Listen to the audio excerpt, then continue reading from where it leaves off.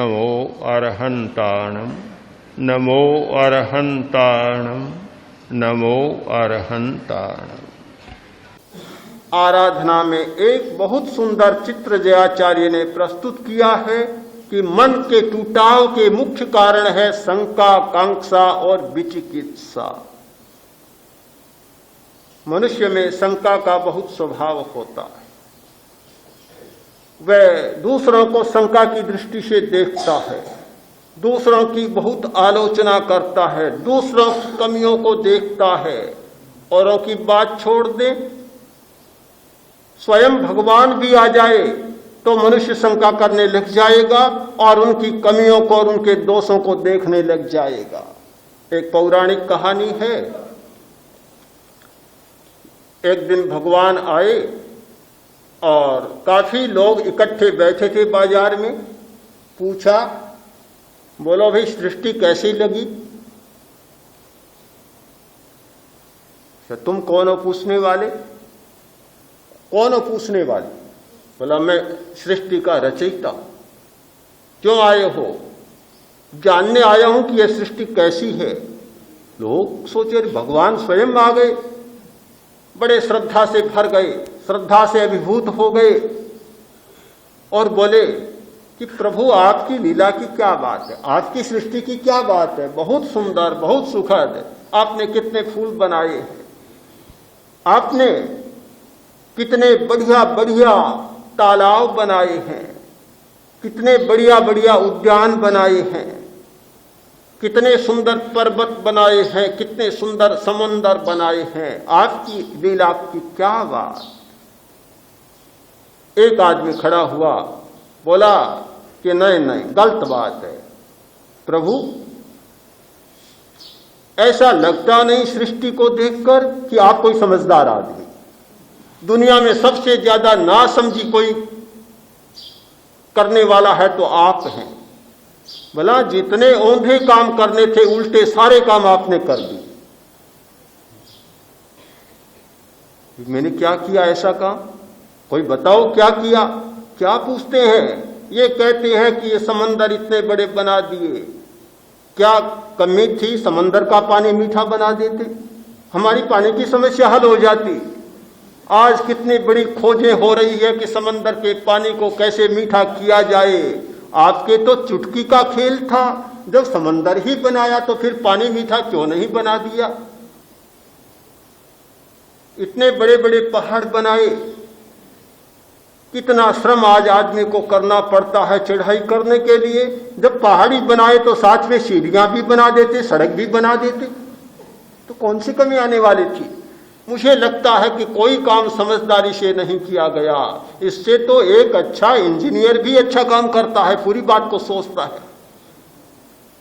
आपने इतना धन बनाया पर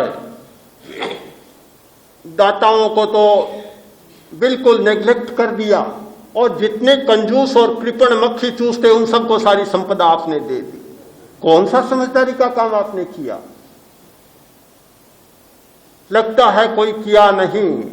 कवि गिद्ध कह रे ठाकुरा, तू ठाम ठाम भूली गयो। स्थान स्थान पर भूल गए। आपने इतनी भूलें की है कि पूरा लेखा जोखा प्रस्तुत करूं, पूरी समीक्षा प्रस्तुत करूं तो मुझे लगता है कि आप सहन नहीं कर पाएंगे, सुन नहीं पाएंगे मेरी आलोचना। आदमी हर बात में कमी को देख लेता है, हर बात में संदेह कर लेता है, शंका कर लेता है। शंका मन को तोड़ता है, तोड़ने वाला तत्व है। कहीं भी गहन सत्य हमारे सामने आया, ऐसा नहीं हो सकता, नहीं हो सकता, गलत बातें हैं। गहन सत्य सामने आया कि हम बोलते हैं, हमारी भाषा समूचे लोक में फैल जाती है, वे परमाणु समूचे लोक में व्याप्त हो जाते हैं। कैसे हो सकता है? कभी संभव नहीं, बिल्कुल गप्प मार। जब आया कि हम जो सोचते हैं हमारे चिंतन के परमाणु आकाश में व्याप्त हो जाते हैं और हजारों लाखों करोड़ों वर्षों के बाद उन परमाणुओं को पढ़ा जा सकता है, देखा जा सकता है, बिल्कुल गप। समझ में भी आने वाली बात नहीं है। हर बात को, गहन सत्य को गप की घोषणा कर दी जाती है और पौराणिक बात कह दी जाती है। किंतु जो बातें गप्पे मानने लग गए थे लोग, आज भाषा के परमाणु किस प्रकार फैलते हैं, सारी सच्चाई सामने आ गई। चिंतन के परमाणु किस प्रकार आकाश में फैलते हैं, सारी बात समझ में आ गई। अभी कुछ दिन पहले एक संवाद पढ़ा, एक कैमरा बनाया जा रहा है। कैमरा, वह कैमरा अभी परीक्षण में चल रहा है। जिस दिन बन जाएगा, उस कैमरों से 14 बिलियन पहले के विचारों के फोटो लिए जा सके। कल्पना करें आप, 14 बिलियन, 10 लाख का 1 मिलियन और 10 मिलियन का 1 बिलियन। कितने वर्षों के, करोड़ों वर्षों के विचारों के फोटो लिए जा सके। इस आकाश मंडल में हमारे विचार के परमाणु, इस आकाश मंडल में हमारे शरीर के परमाणु, इस आकाश मंडल में हमारी भाषा के परमाणु फैले हुए हैं। बात स्पष्ट हो गई।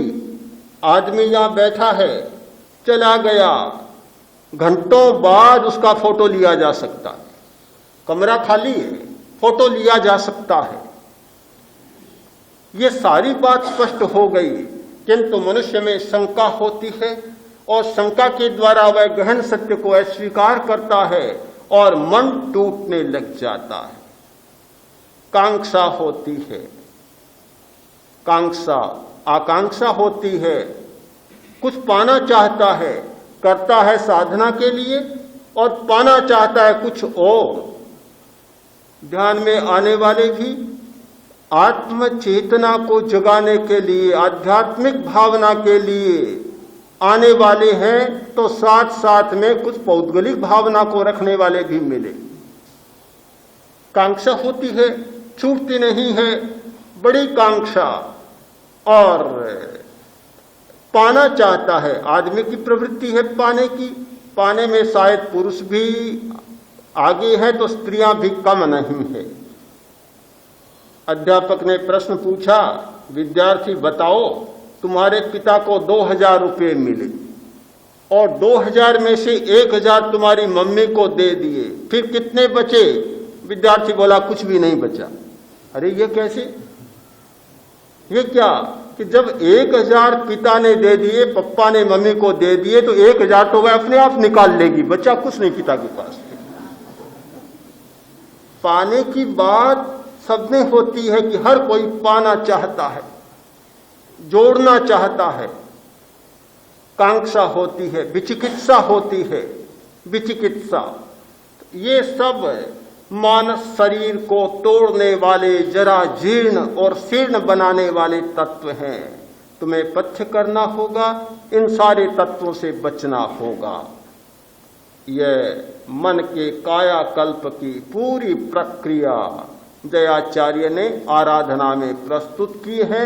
हम अपनी दृष्टि को विकसित करें, दृष्टि को नई करें और नए संदर्भ में यदि आराधना को पढ़ें तो मन के कायाकल्प की पूरी परिकल्पना हमारे सामने प्रस्तुत।